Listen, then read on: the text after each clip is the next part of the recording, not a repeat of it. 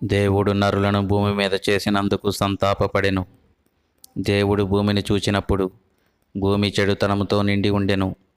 సమస్త శరీరులు తమ మార్గములను చెరిపివేసుకొని విచ్చలవిడి జీవితానికి అలవాటు పడుతున్నారు.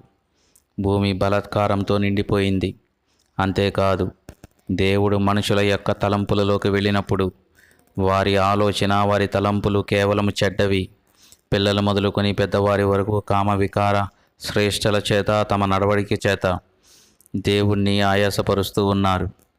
దేవుని కోపం మనుషులపై రగులుకొని వారి అతిక్రమములను బట్టి వారి ఆయుష్ను 120 సంవత్సరములకు దేవుడు తగ్గించెను. మా ఆయుష్కాలం 70 సంవత్సరములు. అధిక బలము ఉన్న ఎడల 80 సంవత్సరములు అయినను వాటి వైభవము, ఆయాసము, దుఃఖమే. నీ ఆగ్రహ బలము ఎంతో ఎవరికి తెలియను. మనుషులకు నీకు భయపడని కారణముగా నీకు పుట్టే క్రోధము ఎంతో ఎవరికి తెలియను.